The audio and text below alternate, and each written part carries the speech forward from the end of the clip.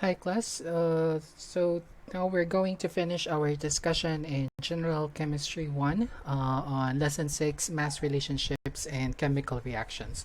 So the first part of the video, we've discussed on actually how to measure, for example, the amount of products or amount of reactants you need or the amount of products that is produced using stoichiometry relationships either in mass per mass, moles for moles, and even you can use it in volumes per volumes. You can actually measure how much reactants you need in order to create a certain amount of product, or how much product is produced if you are given a certain amount of reactants. So the things that we have done specifically when we measure the amounts of products produced is what we call actually their yields. So our discussion for today is all about yields. So there's actually two types of yields. One is what we call the theoretical yield, which is the amount of product that is produced using the exact stoichiometry ratio with the limiting reagent. What that means is what we basically did. If you are given a certain amount of reactants and you were asked how much product will be produced based on the amount of reactants you were given, what you are measuring is actually the theoretical yield. So what we've been measuring previously on the first discussion, on the first video, is all about theoretical yield. But then there's another yield, which is what we call the actual yield.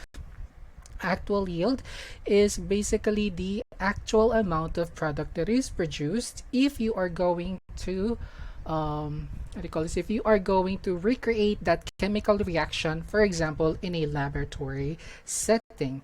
So what is the main difference between theoretical yield and actual yield is basically theoretical yield is the computation, or basically your expected amount based on the stoichiometry relationship between your reactants and your products.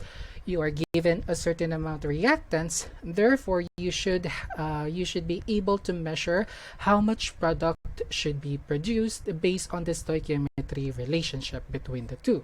That is the theoretical yield. Again, actual yield is the actual amount if you are going to recreate that certain reaction in a laboratory setting. So there is difference between the two because sometimes in actual yield there are factors that affect how much product can be produced in an actual laboratory recreation. One of the factors that can affect your actual yield is that you might have an incomplete reaction, wherein your reactants are not completely reacting anymore and they are not creating the amount of, or are they not creating products anymore. So what that means is some of the reactants are not reacting, so you are not producing the theoretically computed amount of product. Another factors that could affect your yield is loss of some products during volumetric transfers. So for example, when you use pipette to draw some of the products, some of that product can be lost due to human error.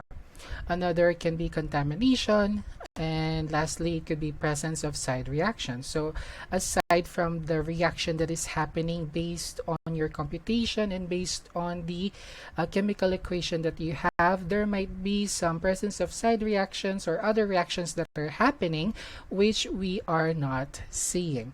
So since all of these can happen during the actual laboratory recreation of that chemical reaction, your actual yield may be less than your theoretical yield. And these two are actually very important because using the theoretical yield and the actual yield, you can actually measure the efficiency of your chemical reaction, or you can measure the efficiency on the laboratory setting that you created. And that is actually what we call the percent yield. Percent yield is basically the ratio between your actual yield divided by the theoretical yield. And it's a measure again of efficiency. And the equation that we use to measure percent yield is this equation right here, wherein percent yield is equals to the actual yield created or the actual product or the actual amount of product created divided by the expected product that you are expecting to get based on this stoichiometry relationship between the two, and then multiply this by 100%, and you would get how much the percent of efficiency on your product production. So these are the yields and what percent yield is, and we are going to apply this to various examples and problems. So let's start with sample problem 6.5. So in here we have, if we have 8.91 grams of CO2 in gas forms, and or if 8.91 grams of carbon dioxide gas is produced or is actually obtained in the combustion of methane gas or CH4 gas in the previous example, which our previous example is actually this. Let me just write it. From the previous example, problem 6.4, the chemical equation was the combustion of methane gas. A combustion is wherein we combine oxygen. In this situation, we combine two molecules of O2 oxygen, and then we created carbon dioxide and H2O. Okay, so this was from the previous example, from the first video. So we have, so if we have an 8.91 grams of carbon dioxide actually produced in the combustion of methane gas from the previous example, what is the percent yield of the combustion reaction?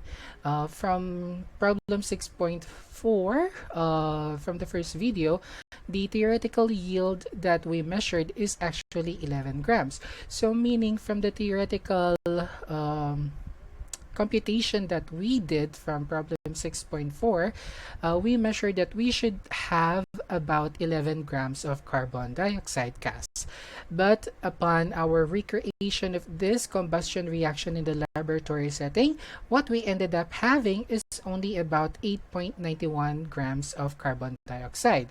So meaning this is our theoretical yield and this is our actual yield.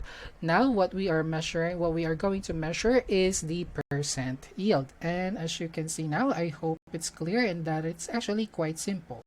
So let's write our given. So we are given the actual yield of our carbon dioxide gas, which is 8.91 grams of CO2 gas, and this is our actual yield. And from our previous problem, we computed that the theoretical yield or the expected yield that we should have is about 11 grams of carbon dioxide, and this is the theoretical yield. And what it's asking is,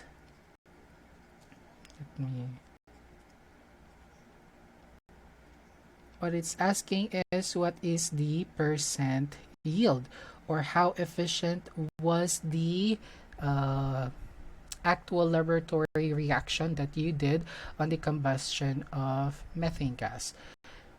So the formula in order for us to measure the percent yield is percent yield is equals to the actual yield divided by the theoretical yield times 100%. So doing the solutions, we would get, so the percent yield is equals to your actual yield, which is 8.91 grams of CO2 gas divided by the theoretical yield of 11 grams of CO2 multiplied by 100%, and just plugging that up on your calculator, you would actually get about 81%. Approximately 81%. So meaning your chemical reactions in your laboratory setting, the actual chemical reaction that you recreated is about 81 point or 81.0%. So you were 81% efficient. So that is your percent yield. It's quite simple, right? Now what we are going to do on our next problem is we're going to apply everything that we've learned on how to measure the theoretical yield, and then using the stoichiometry relationship, how to identify the limiting reagent which dictates how much product you are going to form, and then we are going to measure percent yield, etc., etc. So in order for us to do that, I'm gonna move on to another. There you go. I'm going to move on to here so we can have a space on how to measure this. So this is our problem here, sample problem 6.6.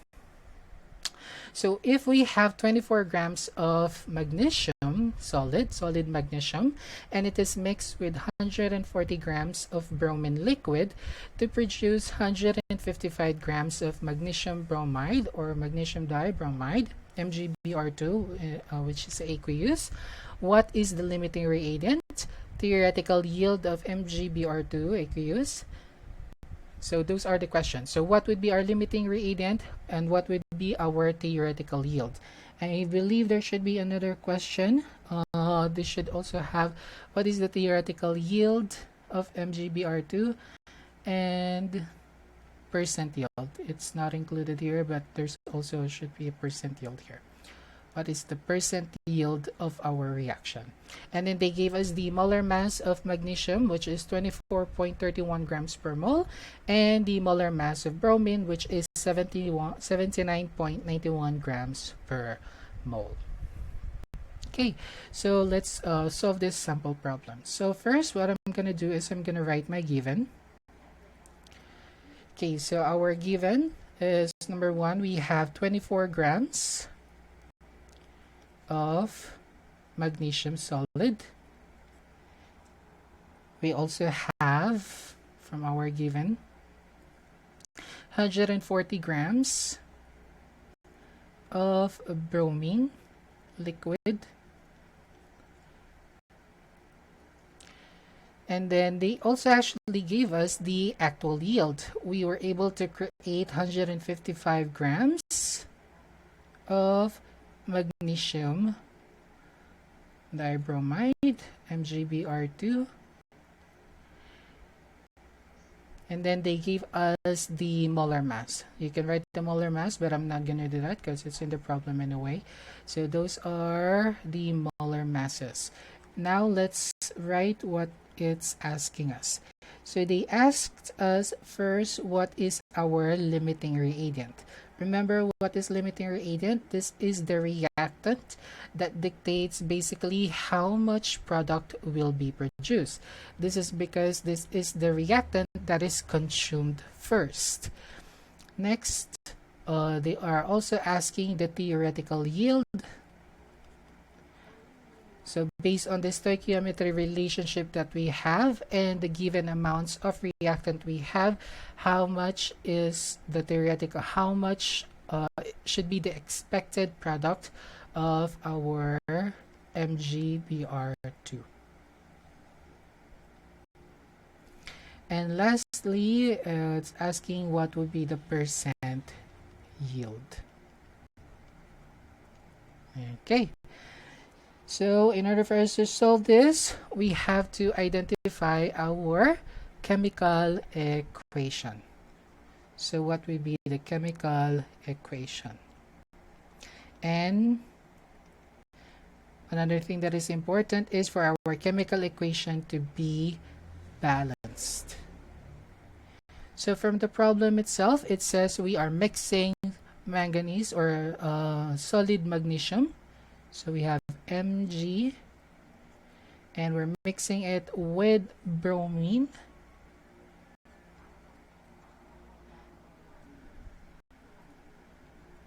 We're mixing it with bromine liquid. I also forgot this should be Br2 right there. So it should be bromine liquid, and it's mixing, and we are getting MgBr2 aqueous.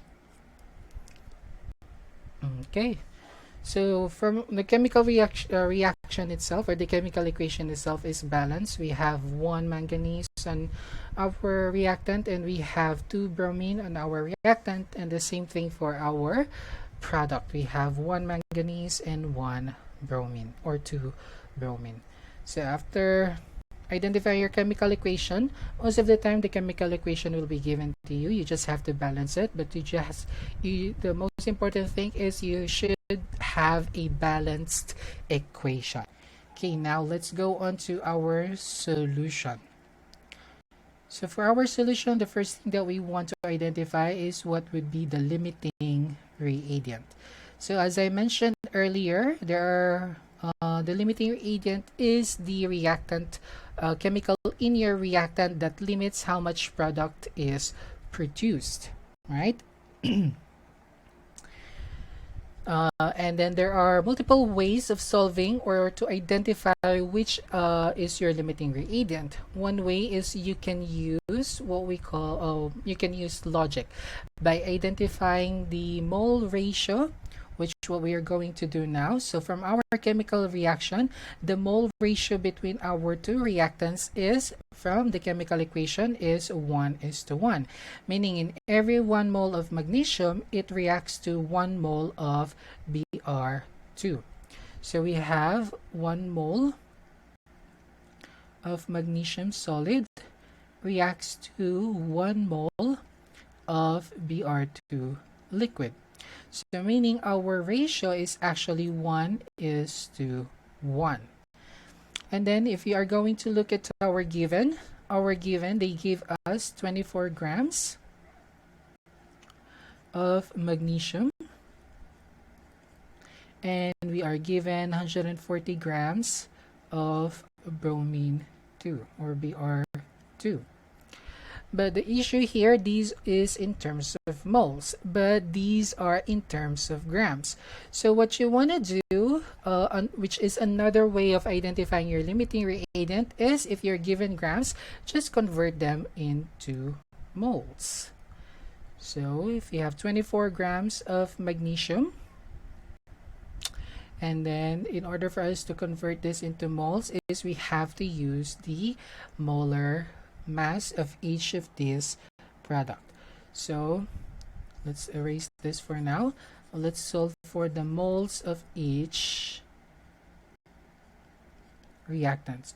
So the mole of magnesium, to identify this, you have to take your given amount, which is 24 grams of magnesium, and then multiply this to the molar mass of magnesium, which in this case, in every 24.31 grams of Mg, is equals to 1 mole.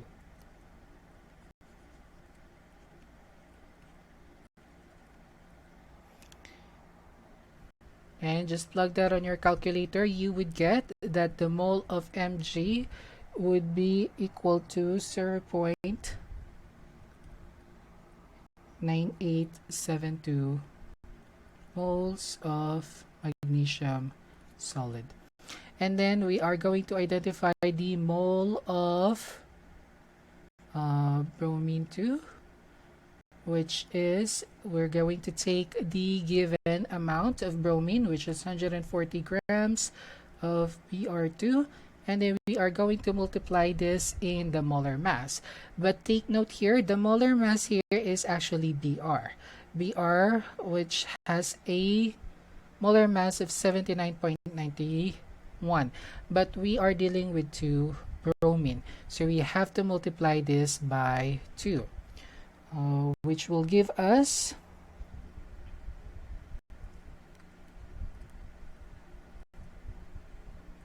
in 1 mole of Br2, that is actually 79.91.2, 79.91 times 2, which is 159.82 grams of Br2. So now we can cancel the grams of Br2. We just also cancel the Mg here. So plugging that out on your calculator, you would get that you have about 0.876 mole of Br2. Okay, so now looking at the moles, you have 0.98 and 0.88. So 0.99 and 0.88. So which one of these is the least number? Because you should have at least 1:1. So which one of these is farthest from the mole ratio that it's supposed to be? So we should have 1 mole of magnesium, and in this situation we only have 0.98, basically 99, and it's very close. And then for bromine 2, Br2, we should have also 1 mole, but here we only have 0.8760, which will tell you that your limiting reagent is actually the bromine. So for the answer for letter A, Br2 is the limiting reagent. So that is another way of solving for the limiting reagent. Another way for solving limiting reagent is actually using these given amounts, solve for how much grams, which is the theoretical yield, how much grams of Br2 can be made at 24 grams of Mg and 140 grams of Br2, and it will actually give you the different amounts of Br2, and you just have to choose the smaller amount of the two, because that means that smaller amount is already limited. So the factor that limits it is your product. And since we already identified the limiting reagent anyway, we're not going to do that. We just have to use the limiting reagent to identify our next part, which is the theoretical yield. So what would be the theoretical yield of MgBr2 aqueous?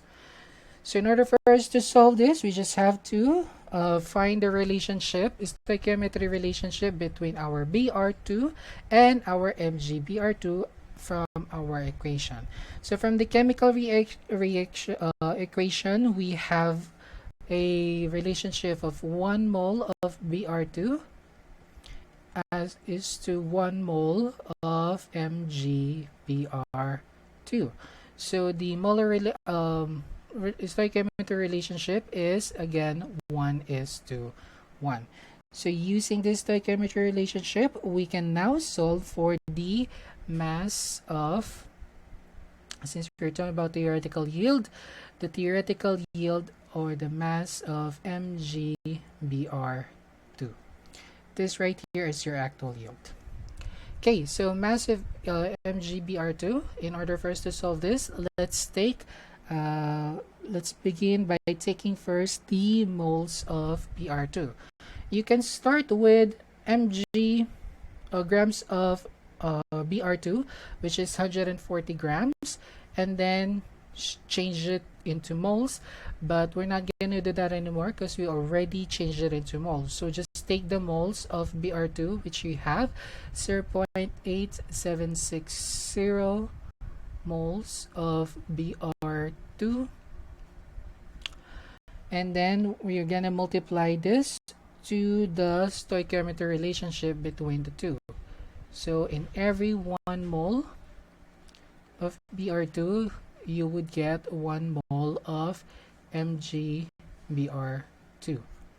and then you're gonna continue multiplying that in order to get the mass, because this is cancelled now. What's left is the mole of MgBr2 is in every 1 mole of MgBr2, then you have to figure out the grams. In order for us to figure out the grams, we have to take the molar mass of MgBr2. So you would have Mg, the molar mass of Mg is 24.31 grams per mole, and for Br2, the molar mass of 1 Br is 79.91. Since you have 2, you just multiply that by 2, and it will give you 159.82 grams per mole, and just add that, you would actually get about 184.13 grams per mole. So meaning in every 1 mole of MgBr2, you have 184.13 grams of MgBr2. Now you can cancel the mole of MgBr2 and you're left with the grams. So multiply all of this, 0.876 multiplied by 1 over 1 multiplied by 184.13 grams. And you would get that the theoretical yield of MgBr2 should be 161.30 grams of MgBr2.